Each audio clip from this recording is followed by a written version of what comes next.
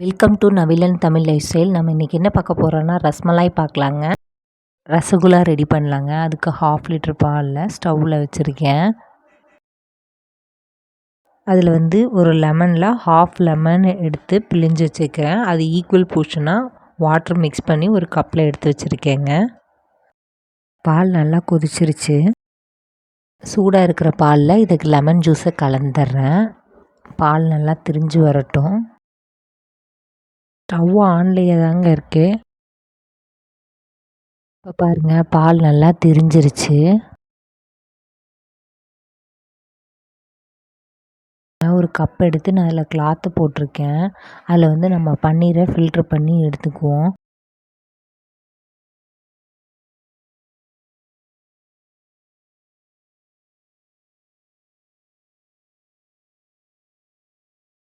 Gold வாட்டரை விட்டு அந்த லெமன் ஸ்மெல் போகிற அளவுக்கு வாட்டரை விட்டு வாஷ் பண்ணி எடுத்துக்கிறேங்க.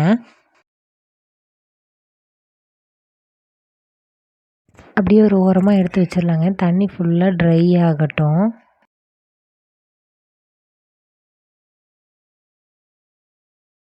இப்போ நம்ம ரபடி ரெடி பண்ணலாங்க. ஸ்டவ் ஆன் பண்ணிவிட்டு ஒரு கடாய் வச்சுருக்கேன். அதில் பால் ஆட் பண்ணியிருக்கிறேன்.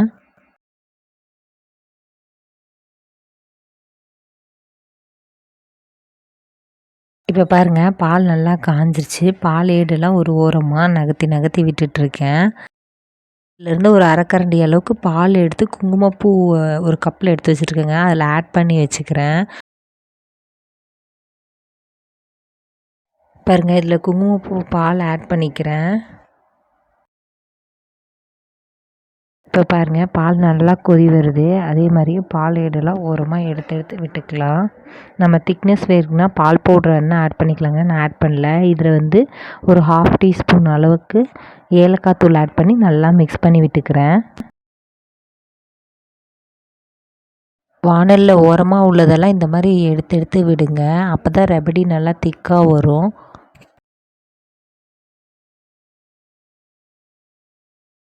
நம்ம திக்னஸ்க்காக வேறு எதுவும் ஆட் பண்ண போகிறதில்ல.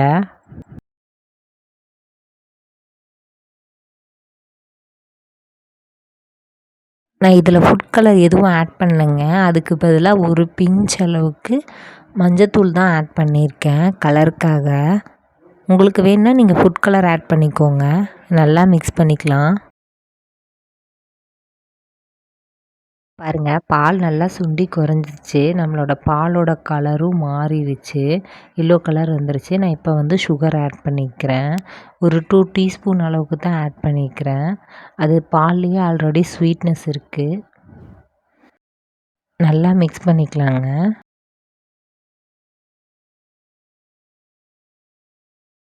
நான் இதில் பொடியாக சாப் பண்ணி வச்சுருக்கிற நட்ஸ் கொஞ்சம் ஆட் பண்ணிக்கிறேங்க.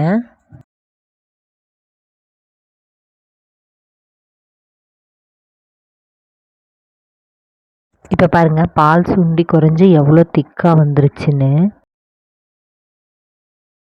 ஸ்டவ் ஆன் பண்ணிவிட்டு ஒரு பாத்திரத்தை வச்சுக்கோங்க. இதில் 1 கப் அளவுக்கு சுகர் ஆட் பண்ணியிருக்கிறேன். 2 கப் அளவுக்கு வாட்டர் ஆட் பண்ணிக்கிறேன். ரசகுல்லா ஊறுறதுக்காக நம்ம சுகர் சிரப் ரெடி பண்ணிக்கலாம். சுகர் சிரப் ஒரு பக்கம் ரெடி ஆகிட்டு இருக்குட்டுங்க. நம்ம பன்னீரில் ஃபுல்லாக தண்ணி ட்ரை ஆயிடுச்சான்னு செக் பண்ணிவிட்டு நம்ம அதை எடுத்து ஃபுல்லாக தேய்ச்சி ரசகுல்லா ரெடி பண்ணிக்கலாம்.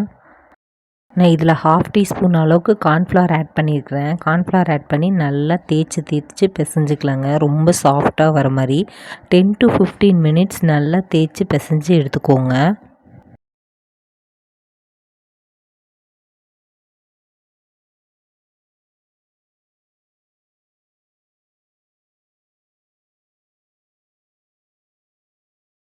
இந்த மாதிரி இழுத்து விட்டு தேய்ச்சி பிசையுங்க. அப்போ தான் நல்லா ரொம்ப சாஃப்டாக வரும். சுகர் சிரப்பும் நல்லா ஊறும்.